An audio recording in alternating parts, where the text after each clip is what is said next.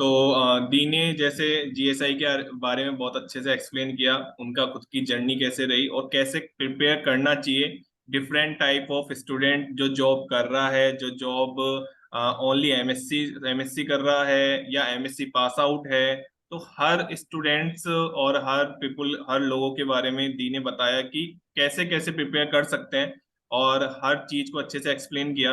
तो जैसे मैंने बताया था, दी की गेट में 61 रैंक है ऑल इंडिया, और नेट जेआरएफ में इनकी 53 रैंक है। तो दी इन पेपर्स का सिलेबस तो अप्रोक्स सेम ही रहता है। ठीक है, तो आप कुछ इन दोनों पेपर्स पे जो क्रैक करने के लिए, रैंक अचीव करने के लिए कुछ टिप्स दे सके। ओके। देखो मधुर, पता है इन पेपर के लिए हमें कुछ बहुत अलग से नहीं करना है जो आप जीएसआई के लिए कर रहे हैं। थियोरी तो वही पढ़नी है जो आप जीएसआई के लिए पढ़ रहे हैं, बस एनालिटिकल नहीं पढ़ना हमको उसमें। बाकी फिजिकल, इनऑर्गेनिक, ऑर्गेनिक सेम ही है। एक ऑर्गेनोमेटेलिक है जो उसमें कोऑर्डिनेशन और ऑर्गेनोमेट्रिक का कुछ पोर्शन जो है वो जीएसआई में कम है, बट गेट और नेट में काफी काफी। डिटेल्ड में है। एक तो ये चीज है जो आपको डिटेल में करनी होती है, ऑर्गेनोमेट्रिक तो बहुत ही कम है जीएसआई में, तो वो आपको काफी डिटेल में गेट और नेट में करनी होती है। बाकी चीजें ऑर्गेनिक की अगर मैं बात करूँ तो ऑर्गेनिक में भी जीएसआई में जो होता है ना वो बेस मतलब बहुत ज्यादा टफ क्वेश्चन नहीं पूछते हैं, क्योंकि सब्जेक्टिव पेपर है। बट नेट गेट में जो ऑर्गेनिक के क्वेश्चंस का लेवल है वो काफी अच्छा खासा होता है। तो एक तो ऑर्गेनिक के क्वेश्चंस की प्रैक्टिस आप ज्यादा कर सकते हैं। और रही बात गेट नेट के लिए ऑर्गेनिक की अगर मैं बात करूँ तो आप उस टाइम क्लेडन को रेफर करना। एंटीबारी सब्जेक्टिव पोर्शन के लिए अच्छा है, लेकिन अगर गेट नेट के लिए बोले ऑर्गेनिक के लिए क्लेडन बेस्ट है। क्लेडन में आपको जितने भी क्वेश्चंस है, सॉल्व क्वेश्चंस, अगर आप एक्सरसाइज भी कर पाते हैं तो एक्सरसाइज भी करें। प्रीवियस से क्वेश्चंस तो देखो करने ही है, नो डाउट, नेट के और गेट के दोनों के आपको प्रीवियस से क्वेश्चंस लगाने हैं। ठीक है। बाकी ऑलमोस्ट सारी चीजें सेम रहती है फिजिकल में, इनऑर्गेनिक में। इनऑर्गेनिक में मैंने बता ही दिया, ऑर्गेनोमेटेलिक में मतलब ज्यादा करना होता है इधर। एंड ऑर्गेनिक में भी इधर ज्यादा नेट गेट में करना होता है, क्वेश्चन प्रैक्टिस बहुत ज्यादा करनी होती है। तो उसके लिए आप क्लेडन रेफर कर सकते हैं। ऑर्गेनिकली प्रीवियस से क्वेश्चंस रेफर कर सकते हैं। इसके अलावा क्वेश्चन प्रैक्टिस के लिए आप बेसिकली क्या बोलते हैं, एक बुक आती है ज्वीफल की बुक आती है एक, है। और एक और आती है ऑर्गेनिक की बुक, ज्वीफल है एक, I forgot the name, P S कल्स। I don't remember. ऑर्गेनिक की बुक का नाम बताओ मधुर, दो तीन मुझे याद नहीं आ पीएस रहा। एक बुक कल्सी। आती है, आई forgot the name. PS PS कल कलसी तो स्पेक्ट्रो के लिए है, स्पेक्ट्रो नहीं के नहीं लिए। नहीं। हाँ, वो तो स्पेक्ट्रो पार्ट के लिए है। एक आई स्टीरियो फॉरगॉट केमिस्ट्री की द नेम, बुक मैंने आती है। पढ़ी थी। स्टीरियो हाँ, केमिस्ट्री की बुक आती है काफी अच्छी, वो मेरे को नाम याद नहीं चलो वो कोई नहीं, हम डिस्क्रिप्शन में ना बुक्स का लिस्ट दे देंगे। आ रहा। Okay. Question practice for organic chemistry करके डिस्क्रिप्शन में लिख देंगे, तो वहां पे बुक्स के नेम हम लिख देंगे, ठीक है ना। तो वो आप देख लेना फिर। तो हाँ। मेन ऐसे ही रहता है कि आपको मतलब ऑब्वियस ही बात है, केमिस्ट्री तो पढ़ ही रहे हो अगर आप जीएसआई की वगैरह जीएसआई की प्रिपरेशन कर रहे हो तो। बट ये है कि हम्म। गेट और नेट में कुछ जो टॉपिक्स होते हैं वो मेन पोर्शन रहता है उनका। ठीक है, उनके बारे में दी ने एक्सप्लेन कर दिया है। ठीक है। तो मेरे को यही एक चीज। एक और चीज, एक और चीज, क्वांटम केमिस्ट्री भी यस। जीएसआई में बहुत ही कम होता है क्वांटम में ना। लेकिन और स्पेक्ट्रो भी अगर मैं बात करूँ तो जीएसआई में बेसिक पार्ट होता है, लेकिन गेट और नेट के लिए आपको क्वांटम और स्पेक्ट्रो भी बहुत अच्छे से कवर करनी होती है। ग्रुप थ्योरी हो गया जो कि हम उसमें नहीं पढ़ते हैं जीएसआई में, लेकिन यहाँ पे हमको ग्रुप थ्योरी भी पढ़ना है। ठीक है, तो कुछ कुछ वो तो आप सिलेबस देखेंगे, आपको खुद को भी आइडिया हो जाएगा क्या है चीजें। ठीक है, तो डिफरेंस थोड़ा सा है, बहुत सा डिफरेंस नहीं है लेकिन। ठीक है। और ये बात देखो, गेट का एग्जाम पहले आता है, वैसे भी जीएसए का एग्जाम थोड़ा बाद में आता है। अगर आपको गेट के लिए भी आप फोकस्ड है कि आपको गेट देना है, तो अगर मैं अपना बताऊं ना, तो मैंने फिलहाल अगर मैं अपना पर्सनली बताऊं तो मैंने गेट के लिए तैयारी की थी। ठीक है, मैंने गेट के लिए पढ़ना पहले स्टार्ट किया था। जीएसआई का तो मेरा था ही नहीं कि मुझे जीएसआई का एग्जाम देना भी है। मतलब I was not much interest, interest तो नहीं बोलूंगी, लेकिन मेरे माइंड में कहीं ना कहीं ये होता कि सब्जेक्टिव पेपर है, पता नहीं मैं लिख पाऊंगी नहीं लिख पाऊंगी, मैं कर पाऊंगी नहीं कर पाऊंगी। मेरे माइंड में ये थॉट आता था कि सब्जेक्टिव पेपर है और कौन लिखेगा, कौन पढ़ेगा सब्जेक्टिव तरीके से, क्योंकि हमारी इतनी आदत, और मैं पढ़ा भी रही थी 4 5 साल से, तो मुझे इतनी ऑब्जेक्टिव की आदत हो गई थी कि मैं सब्जेक्टिव तो मुझे देखते ही डर लगता था। है, तो इसलिए मैंने पहले गेट के लिए ही प्रिपरेशन स्टार्ट करी थी। तो अगर मैं खुद का एक्सपीरियंस शेयर करूँ तो जो मैंने गेट के लिए पढ़ा था ना, 80% मतलब मेरे को जीएसआई में वो चीज काम आई है। ठीक है ना। 80% वो चीज काम आती है जीएसआई में। एक एनालिटिकल का ही मेन पार्ट है, या इंस्ट्रूमेंटेशन वाला कॉम्प्लेक्सोमेट्रिक रिडॉक्स वाला पार्ट जो आपको अलग से करना पड़ता है, बाकी कुछ ज्यादा डिफरेंस नहीं आता है। ठीक है। अगर आप गेट की ऑर्गेनिक कर लेते हैं फिर तो जीएसआई की ऑर्गेनिक तो अपने आप ही हो जाएगी, क्योंकि जीएसआई में ऑर्गेनिक में बहुत ज्यादा अंदर नहीं घुसते हैं, बेसिक आइडिया होता है ऑर्गेनिक का। तो अगर आपने पहले गेट की ऑर्गेनिक पढ़ ली तो फिर जीएसआई की तो आपको बहुत ही ईजी लगेगी। ठीक है ना, तो ये चीज है। तो या मतलब मैं ये एक क्वेश्चन ये था मेरा कि जैसे कोचिंग्स का कितना रोल होता है, या फिर सेल्फ स्टडी से भी रैंक अचीव की जा सकती है?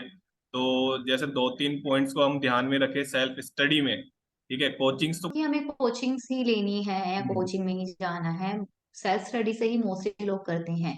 क्योंकि एमएससी लेवल पे आके आप इतना मैच्योर हो जाते हो कि आप खुद से चीजों को कर सकते हो। अगर आप यूट्यूब पे भी कोई वीडियो देखते हो तो आपको पता चल जाएगा कि ये वीडियो अच्छी है कि नहीं, आप जज कर सकते हो कंटेंट को थोड़ा सा ना। तो हम अभी इतने मैच्योर हो चुके होते हैं कि हम कर सकते हैं खुद से। तो ऐसा नहीं है कि सेल्फ स्टडी से नहीं कर सकते, हम बिल्कुल कर सकते हो। सेल्फ स्टडी से बस आप एक चीज ध्यान रखना, क्योंकि देखो एक मतलब कई बार क्या होता है ना कि हम सेल्फ स्टडी जब करते हैं ना तो हम बहुत सारी चीजों को फैला देते हैं। हम्म, हमें नहीं समझ में आता एक पर्टिकुलर टॉपिक पर्टिकुलर किस फिक्स जगह से करने के बाद हमारा मन में ये रहता है कि अगर मैंने चलो यूट्यूब से कवर कर लिया, लेकिन क्या पता कि कुछ छूट ना गया हो। क्योंकि हम यस, एक ट्रस्ट वाली बात होती है कि हम 100% ट्रस्ट नहीं कर पाते, फिर हम उसको कहीं और से पढ़ने की भी कोशिश करेंगे, कोशिश फिर करते कहीं और से पढ़ेंगे। तो ऐसे वो चीज ना फैल जाती है। तो मैं यही कहूंगी कि आप एक ही कंटेंट को चूज करें। अब जहां से भी मतलब पर्टिकुलर टॉपिक को आपने एक जगह से कवर किया तो उस पर आप 100% ट्रस्ट करें। ठीक है। और उसको ही अच्छे से करें। अब जितना चीजों को फैलाए, अब चीजों को थोड़ा कॉन्साइज करने की कोशिश करें, फैलाए ना ज्यादा। क्योंकि देखो करने को तो चीजें बहुत ज्यादा है, अनलिमिटेड है, आप चाहो तो बहुत कुछ पढ़ सकते हो, हर एक टॉपिक पे आपको बहुत चीजें मिलेंगी। मिल जाएंगे। ठीक है, तो आपके ऊपर आप कितना फैलाना चाहते हो। तो क्योंकि देखो एट द एंड एग्जाम में ना जब पेपर लिखेंगे तो आपको सब कुछ याद नहीं रहेगा, नहीं आपको मेन मेन रहेगा। चीजें ही याद होंगी। तो बेटर है कि आप वो कॉन्साइज करके ही चीजों को पहले से ही पढ़े, ये नहीं कि पहले फैला दो फिर लास्ट में फिर उसको समेटने में लगे हुए हैं, ऐसा नहीं करना है। अब स्टार्टिंग से ही चीजों को थोड़ा कॉन्साइज करके पढ़े कि मुझे इतना यहाँ से पढ़ना है, इतना ही करना है, इसी को अच्छे से करना है इससे। जो आई थिंक। जितना मैं करना है मुझे यहाँ से उसको मुझे क्या करना है, अच्छे से करना है, ये चीज आप ध्यान रखिए। तो फैलाए ना चीजों को थोड़ा सा ना, तो ये चीज सेल्फ स्टडी में ध्यान रखनी होती है। कोचिंग में ये चीज थोड़ी होती है कि नहीं होती। हाँ। पॉइंट टू पॉइंट चलते हैं वो। हाँ बोलो। इसमें एक चीज हेल्प कर हम्म सकती है कि हम जैसे प्रीवियस ईयर क्वेश्चन जो बहुत इंपॉर्टेंट होते हैं, ठीक है, मेरी मेरी जर्नी में तो काफी इंपॉर्टेंट रहे, ठीक है, उससे बहुत आइडिया लग जाता है कि पेपर कैसा आता है, ठीक है। बिल्कुल। तो हम एक पूरा, हम्म जैसे दी ने बताया कि फैलाते नहीं है, जब हमको आइडिया पता होता है ना कि इस टाइप्स के क्वेश्चंस आ रहे हैं, तो हम टॉपिक्स को बहुत कम देखते हैं जहाँ से इंपॉर्टेंट चीजें होती हैं। तो मेनली पहले तो सिलेबस जैसे हम्म दी ने जीएसआई में भी बताया था, और फिर प्रीवियस ईयर क्वेश्चंस हो गए, फिर प्रैक्टिस हो गई, और फिर देन रिवीजन हो गया। ठीक है, तो दी मैं तो ये चार एग्जैक्टली। चीजें ही फॉलो, मतलब बताता हूँ सबको कि ये चार सीक्वेंस रहेगा तो मेरे हम्म। हिसाब से हर एग्जाम क्रैक हो सकता है। तो क्योंकि प्रीवियस, आराम से। बिल्कुल। तो अब आते हैं, दी ने है ना 2017 में पीएचडी ज्वाइन की थी आईएससी बेंगलोर में। ठीक है, मैंने जैसे पहले बोला था दी के पास बहुत सारा एक्सपीरियंस है, तो ये एक वीडियो में तो आ भी नहीं पा रहा था, तो हमने दूसरी वीडियो ज्वाइन की अभी।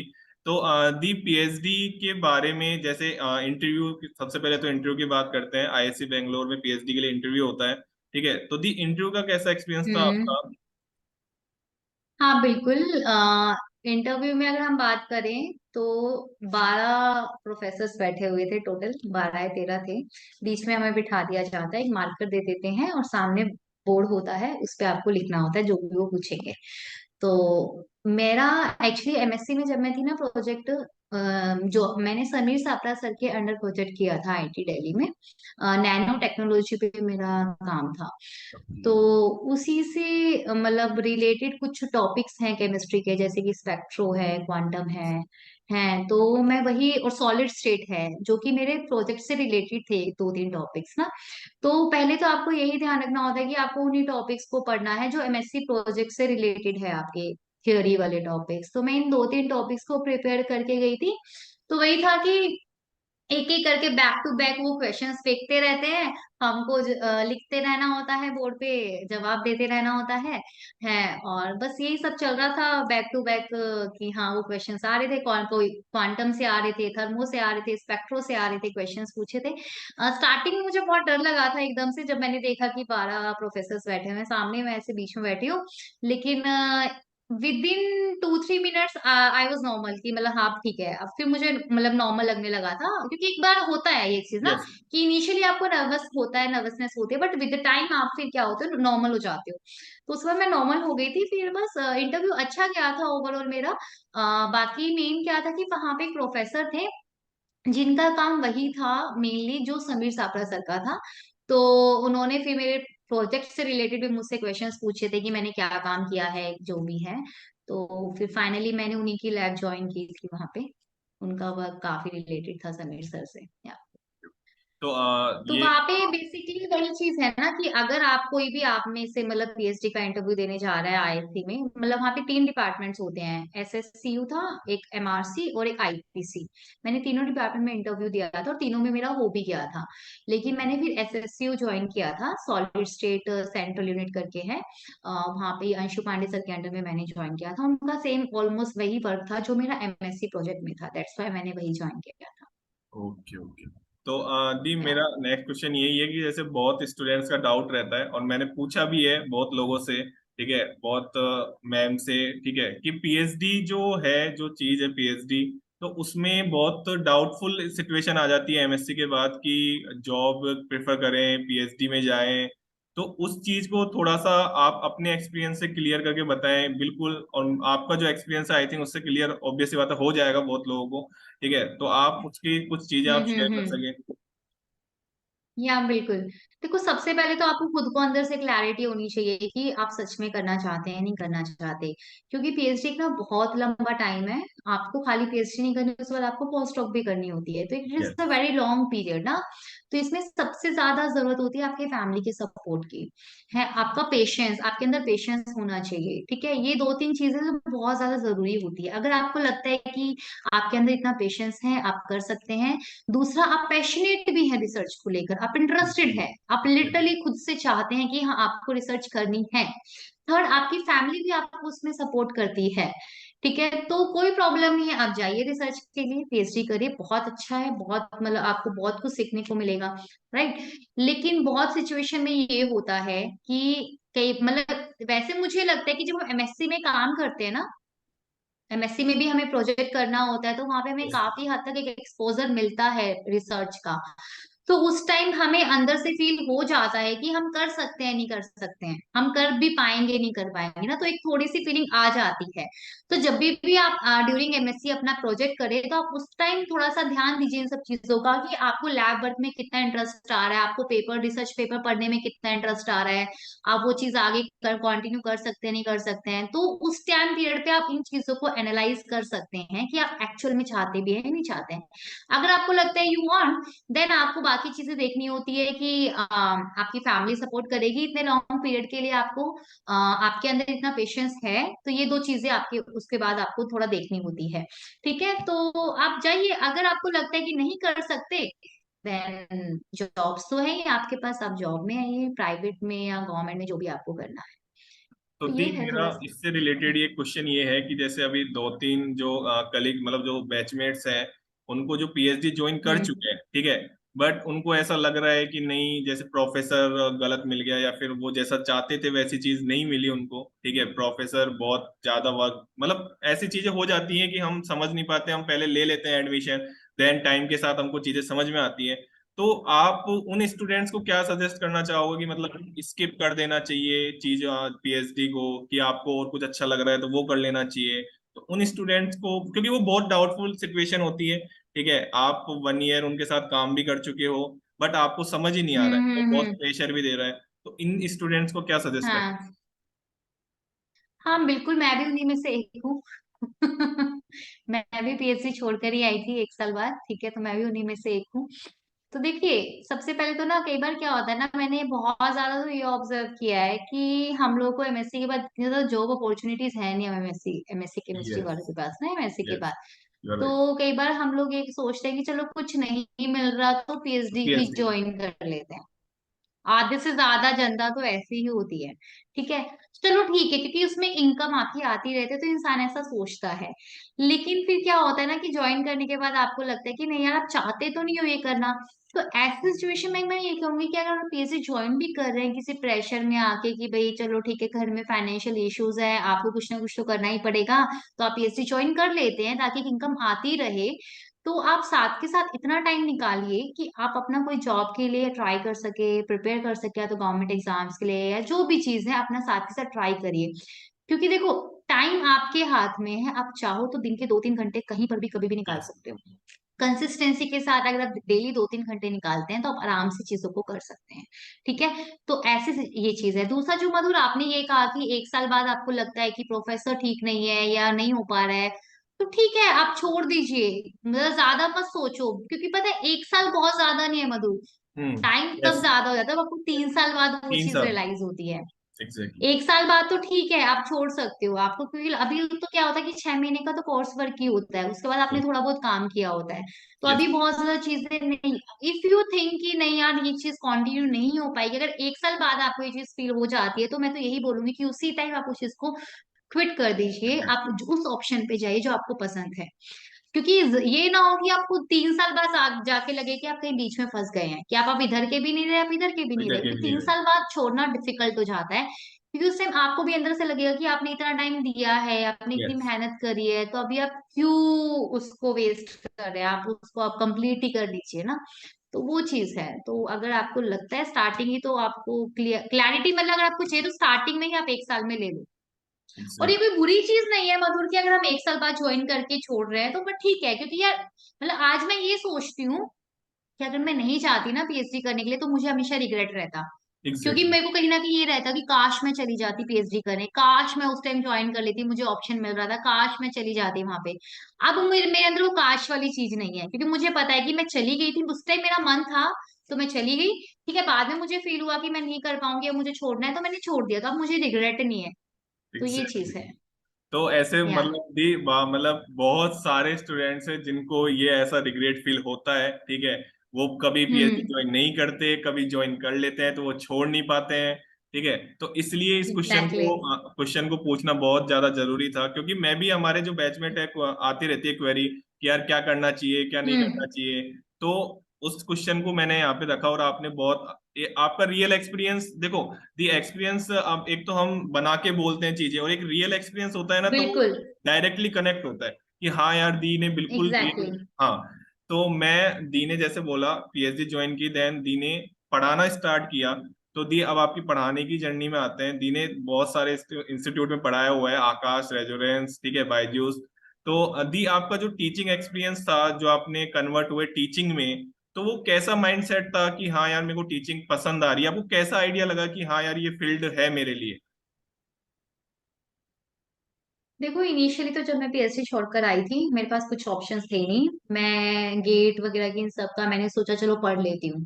लेकिन ना वही था कि घर बैठ के पढ़ना ना मेरे लिए तो बहुत डिफिकल्ट हो गया था, कि खाली बैठ के, मतलब मुझसे ऐसे खाली नहीं बैठा जा रहा था।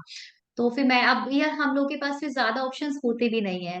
प्राइवेट में तो ले दे के हमें फिर दिखता है कि चलो कोचिंग इंस्टीट्यूट में टीचिंग पढ़ाने चले कर जाते हैं। ठीक है, एग्जैक्ट। वैसे मैंने बीएससी एमएससी में ना ट्यूशंस लिए हैं, तो वहां से मतलब मुझे था कि मेरे को पढ़ाना तो पसंद था स्टार्टिंग से, ऐसा नहीं था कि मेरे को पढ़ाना पसंद नहीं था। तो फिर मैंने सोचा चलो ठीक है, अब जॉब ही करनी है तो कोचिंग्स में अप्लाई करते हैं, तो मैंने रेजोनेंस में अप्लाई किया था और मेरा हो गया था वहां पे। तो वहां पे इनिशियली ना 9 मंथ्स की ट्रेनिंग होती है। ओके।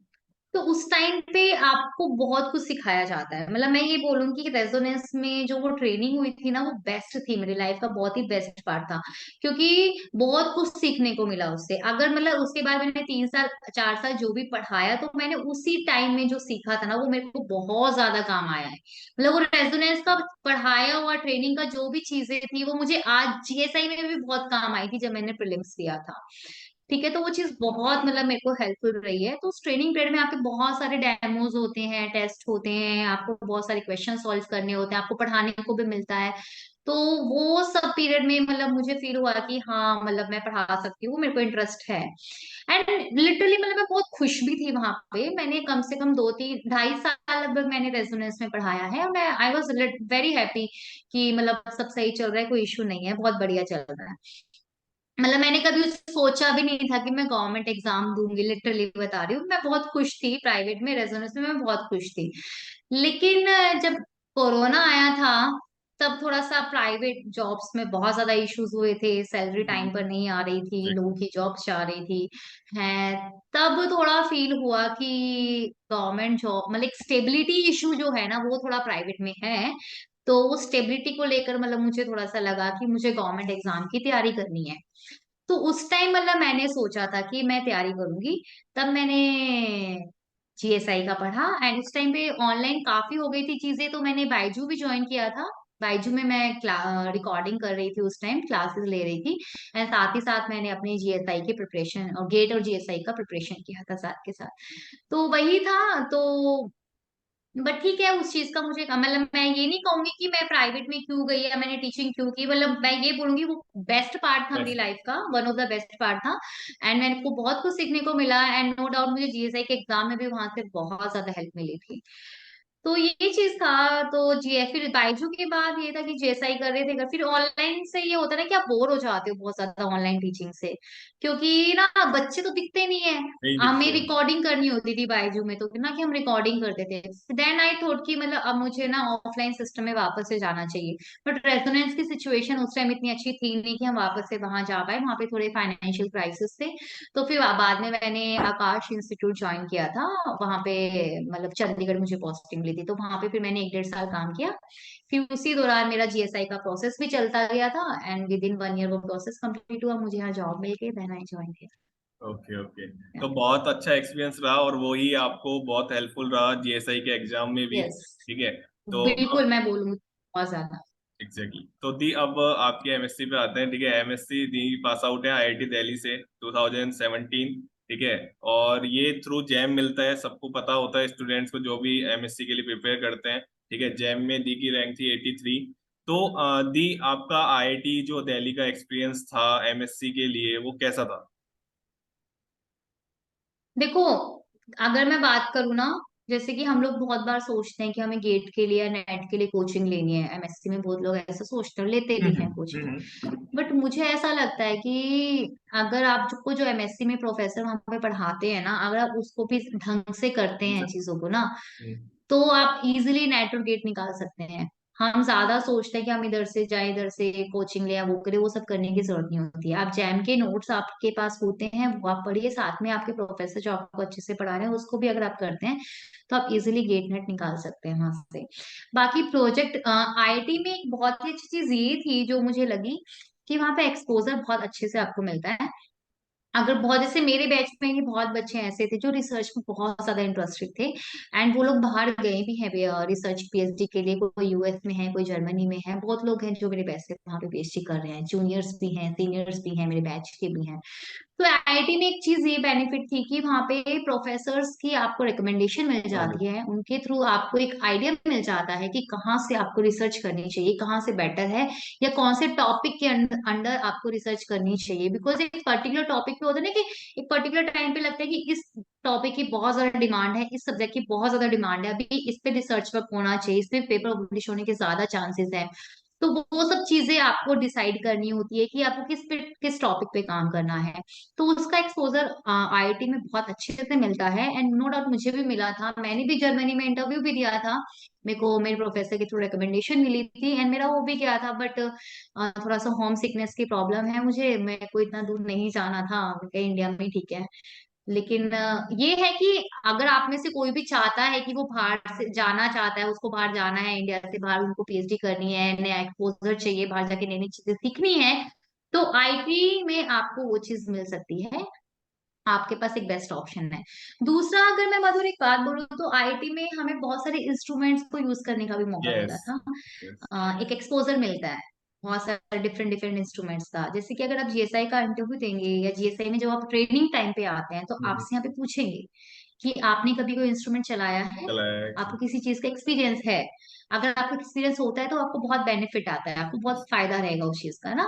तो आईटी में ये है कि डिफरेंट डिफरेंट इंस्ट्रूमेंट्स अवेलेबल होते हैं और आपको उन पे काम करने का मौका भी मिलता है। तो अगर आप ये मतलब मैं यही कहूंगी कि अगर आप प्रोजेक्ट में, चलो ठीक है आप रिसर्च में इंटरेस्टेड नहीं है, लेकिन एटलीस्ट आप इंस्ट्रूमेंट को तो अच्छे से सीख कर आइए, ताकि अगर आप जीएसआई का भी एग्जाम दे या फिर आप किसी पीएसयू में भी जॉब करने जाते हैं तो वहां पे आपको एट द एंड इंस्ट्रूमेंट्स पे ही काम करना है। तो क्योंकि हम तो केमिस्ट है, केमिस्ट का तो यस। काम ही यही है इंस्ट्रूमेंट्स पे काम करना।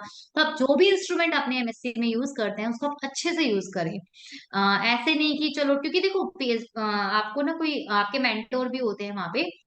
कई बार आप सोचते हो कि चलो ठीक है वो कर रहे हैं, हम दूर से देखते रहते हैं और ऐसे हम एक साल निकाल देते हैं, 6 महीने एक साथ। लेकिन ऐसा नहीं करना, आप खुद से इंडिविजुअली यूज करें उसको।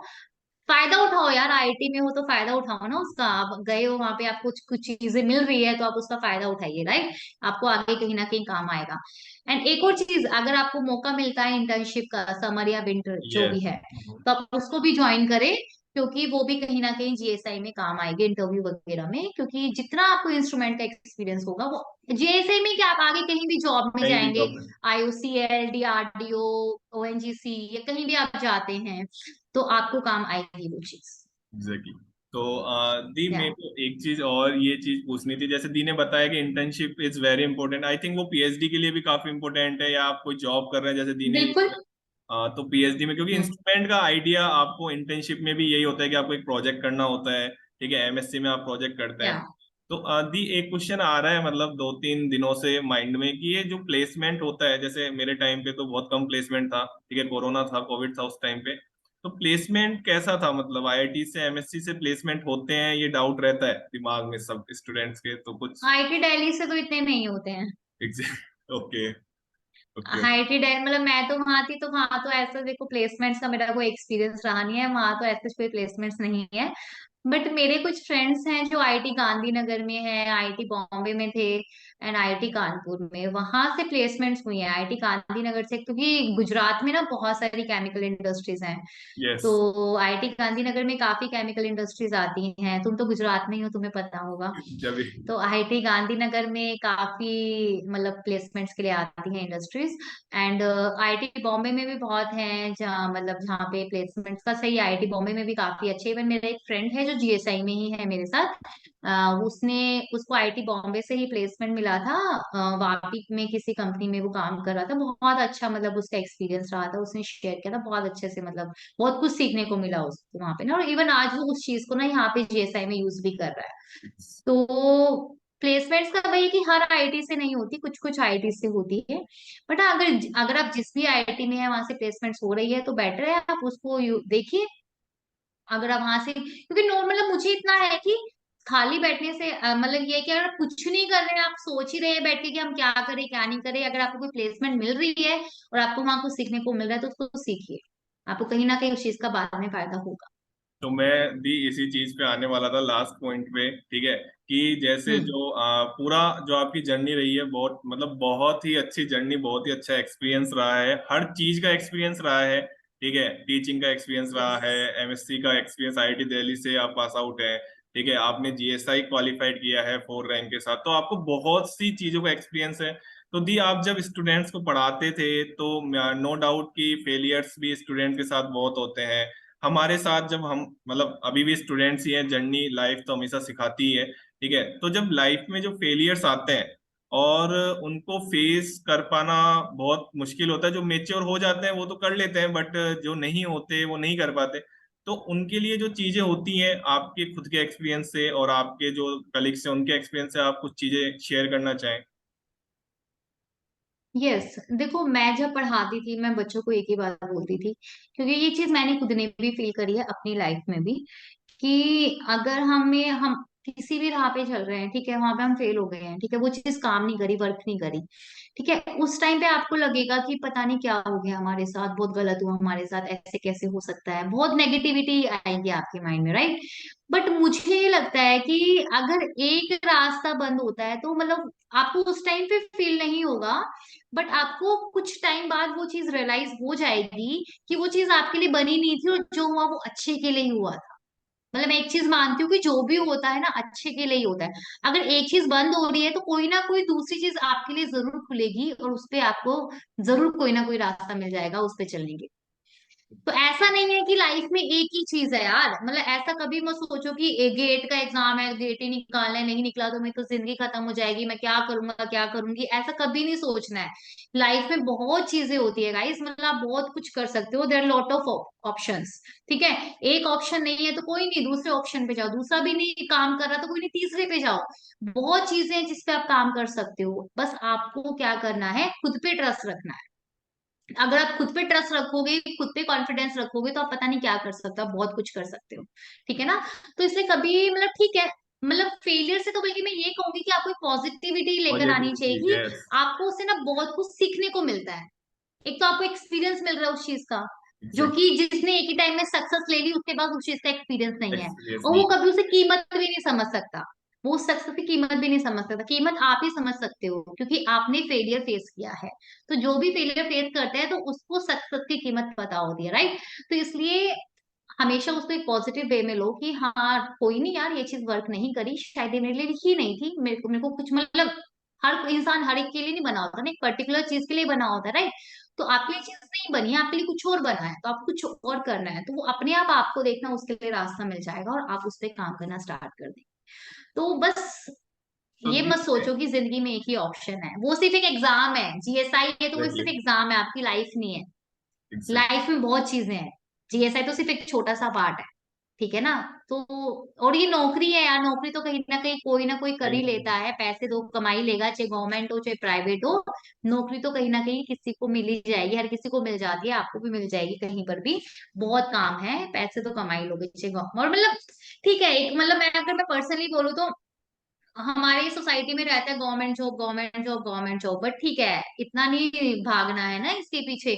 आपको जो अच्छा लग रहा है आपको करिए, अगर आपको प्राइवेट में अच्छा लग रहा है वहां पे भी खुश रहिए, टीचिंग में अच्छा लग रहा है वहां बहुत लोग बहुत अच्छा कर रहे हैं, बस इतना है कि आप जहां भी रहते हैं ना, आप वहां अपना 100% दें। ऐसा नहीं कि आप वहां पे भी परेशान हो, आप जहां भी हो आप अपना 100% और खुश रहिए, एग्जैक्टली।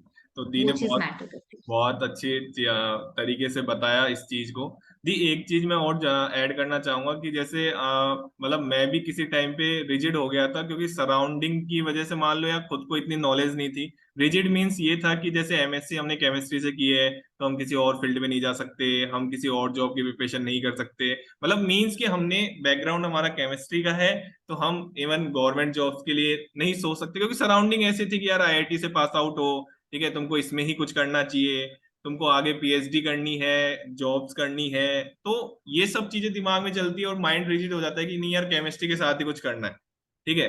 तो आप जैसे दी कभी रुकी नहीं, ठीक है, मेनली रुकना ही होता है, अगर कोई रुक जाता है तो परेशानियां फिर बढ़ जाती हैं, ठीक है। तो दी कभी है। रुकी नहीं, बिल्कुल। टाइम टू टाइम उन्होंने टाइम से पहले अप्लाई किया चीजों को, तो उनको चीजें मिलती रही। तो दी, ये कितना हेल्पफुल रहता है कि हमको जब चीजें पता नहीं होती है, तो जैसे कुछ चीजें होती है कि हमको टाइम से पहले उन चीजों के लिए अप्लाई कर देना चाहिए, जिससे हमको आइडिया हो।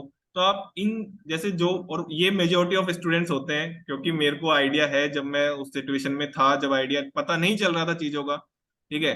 तो फिर जैसे स्टार्टिंग एक नॉर्मल चीज से करते हैं ना, तो आसपास के सराउंडिंग में कहती है यार आईआईटी से पास आउट हो और तुम यहाँ इतने छोटे से स्टार्ट कर रहे हो, ठीक है। बट वो टाइम बहुत सोचा, बट फिर भी स्टार्ट किया, और देन 3 मंथ्स में ही 5 गुना 6 गुना सैलरी हो गई। तो इस चीज को बारे में आप कुछ बताना चाहेंगे स्टूडेंट्स को? देखो मैं एक बात बताती हूँ, सबसे पहली बात तो अगर ये लोग जो बोलते हैं ना कि आप ये क्या कर रहे हो, आप तो आईआईटी से पास आउट हो, कोई भी अगर सक्सेसफुल बंदा होगा, कोई भी अगर जिसने कुछ खुद ने किया होगा अपनी लाइफ में, तो वो चीज ये वो कभी भी आपको बात नहीं नहीं बोलेगा, बोलेगा। यस। ठीक है। तो इसके अलावा अगर आपको कोई भी कुछ बोल रहा है तो उसको दिल पे ना ले, जस्ट एक कान से सुनो दूसरे कान से निकालो, ठीक है। दूसरी बात, ऐसा कुछ नहीं है कि आप केमिस्ट्री में है तो आपको केमिस्ट्री में कुछ करना है। मेरे खुद के दोस्त हैं ऐसे, जिन्होंने एमएससी के बाद एमबीए करी है कैट का एग्जाम देके। हम्म। एमएससी के बाद पहले 1 साल केमिकल इंडस्ट्री में काम किया, जॉब किया। फिर उनको लगा कि नहीं यार यहाँ पे ठीक नहीं है, तो उन्होंने कैट की तैयारी की है। उसके बाद आईएम में उनका एडमिशन हुआ, एमबीए किया है। तो मतलब आप कुछ भी कर सकते हो यार। आपके पास ऐसा नहीं है कि आपको केमिस्ट्री में कुछ ऑप्शन लेकर चलना है, यहीं पर ही आपको जाना है, पढ़ाना है, ये करना है। आप चाहो तो कोई और फील्ड भी चूज कर सकते हो। मेरे कुछ फ्रेंड्स ऐसे हैं जो टेस्ट में गए थे, सोशल सर्विस में, एनजीओ वगैरह में काम करते हैं। ठीक है, कुछ फ्रेंड्स ऐसे हैं जो एमबीए करके आगे निकल गए, एमएससी के बाद एमबीए करके निकल गए हैं। कुछ सिविल सर्विसेज की तैयारी भी कर रहे हैं, बहुत लोग एसएससी के एग्जाम के थ्रू आगे निकल गए हैं। बहुत सारे लोग ऐसे भी है जिन्होंने आरबीआई सेबी की तैयारी करके आगे गए हैं। तो ऐसा कुछ नहीं है कि केमिस्ट्री की तैयारी करनी है। पर मैं अगर आपको बताऊं तो पर्सनली कि मैंने भी पता है एक टाइम पे सेबी और आरबीआई की तैयारी करी थी। उस टाइम मैंने अकाउंट्स, कॉस्टिंग, पता नहीं क्या क्या पढ़ा था। मुझे इनिशियली लगा था कि मैं तो केमिस्ट्री की स्टूडेंट हूँ, पता नहीं मैं ये चीजें पढ़ पाऊंगी नहीं पढ़ पाऊंगी। बट ऐसा कुछ नहीं है।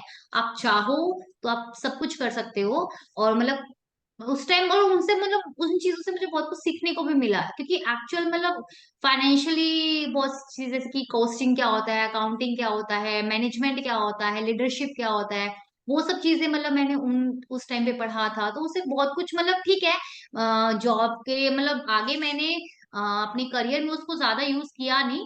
बट पर्सनली अगर मैं बताऊं तो उस प्रिपरेशन से मुझे बहुत चीजें सीखने को मिली थी कि कैसे फाइनेंशियली मैनेजमेंट होती है, कैसे लीडरशिप होता है, क्या लीडरशिप क्वालिटीज हैं जो होनी चाहिए एक पर्टिकुलर इंसान में, क्या मतलब बहुत चीजें हैं जो सीखने को मिलती हैं। तो प्लीज इतना रिजिड नहीं होना है मधुर कि हमको केमिस्ट्री में जाना है। अगर इफ यू थिंक यस। कि नहीं यार ये फील्ड बस ठीक है कर लिया, अभी आपको कुछ और नया करना चाहते हो, कुछ नया यस। सीखना चाहते हो, तो आप कहीं और भी जा सकते हो। एग्जैक्टली। और लोगों की तो सुनो, और एक कान से सुनो दूसरों से निकाल दो। वही बात है कि उनका सुन के कभी भी अपने मन को नहीं मानना है। आपका जो मन कर रहा है आप वो करिए, जिसमें आपको खुशी मिलती है। एग्जैक्टली। तो या दी, थैंक यू सो मच। बहुत ही ज्यादा अच्छा लगा मुझे आपसे बात करके, ठीक है, और बहुत ही ज्यादा हेल्पफुल रहेगा, क्योंकि बहुत सारी ऐसी चीजें थी जो मैंने पहली बार टच की हैं, ठीक है, जो कि बहुत ही रियल थी। ठीक है, कि जैसे पीएचडी के इसके जो क्विट करना था वो बहुत एक अच्छा मतलब चीज थी। मैं इसको अच्छा मानता हूँ, क्योंकि अगर आपको आइडिया लग रहा है और फिर भी आप हम्म। कंटिन्यू कर रहे हो, तो आप अपना जो मोस्ट इम्पोर्टेंट जो 22 ये जो टाइम होता है, आई थिंक यही अपना करियर बनाता है। ठीक है, तो आप बिल्कुल। उस टाइम पे बिल्कुल भी ज्यादा नहीं सोच के, और जैसे दी ने बोला कि बहुत सारे ऑप्शंस होते हैं, ठीक है, ओनली जैसे अगर हम किसी फील्ड में आगे बढ़ चुके हैं तो ऐसा नहीं कि उसी फील्ड में करियर बनाना है। ठीक है, बहुत सारे ऑप्शंस हैं। और जैसे दी ने बोला कि हर कोई कमा के तो खा ही लेता है। ठीक है, और मेरे हम्म। फ्रेंड ने एक बहुत अच्छी बात कही थी कि मतलब खाने के लिए क्या होता है ना दी, सबको खाना तो मिल जाता है शाम को, बट फर्क बस इतना सा होता है कि किसी कोई एक सब्जी के साथ खाता है, कोई दो सब्जी के साथ खाता है, कोई पनीर खा लेगा, हम्म। कोई दाल के साथ खा लेगा, और कोई प्याज के साथ खा लेगा। ठीक है, तो एक हम्म। इतना सा डिफरेंस होता है। ठीक है, तो इससे क्या होता है ना कि माइंड रिलैक्स रहता है, हम कंपेयर नहीं करते लोगों से। ठीक है, क्योंकि बिल्कुल कंपेयर जहां आ जाता है ना, वहां माइंड डिस्टर्ब होना ही है। तो बिल्कुल। बिल्कुल। एग्जैक्टली, तो थैंक यू सो मच दी, बहुत ही अच्छा टाइम रहा। सो मीटिंग एंड करते हैं। Thank you Madhur for giving me this opportunity. मुझे बहुत अच्छा लगा आप सबके साथ अपना एक्सपीरियंस शेयर करके। एंड थैंक यू मुझे इस अपॉर्चुनिटी को देने के लिए। आई होप आप सबको हेल्प मिलेगी। कुछ शायद कुछ ही मतलब 1-2% बच्चों को, मतलब ज्यादा नहीं, एटलीस्ट अगर 1-2% बच्चों को भी मतलब मेरे इस वीडियो से हेल्प मिलती है तो मुझे बहुत अच्छा लगेगा। नहीं नहीं, थैंक यू सो बहुत मच। बहुत हेल्पफुल रहेगा दी, बहुत ज्यादा हेल्पफुल रहेगा लिटरली। ठीक है, क्योंकि मैंने काफी या एक्सपीरियंस शेयर करता हूँ और काफी लोगों से मिलता भी हूँ। ठीक है, तो बहुत ही अच्छा एक्सपीरियंस था। So thank you once again. तो मीटिंग एंड करते हैं दी। ओके, बाय दी। Okay Madhur, bye bye, thank you.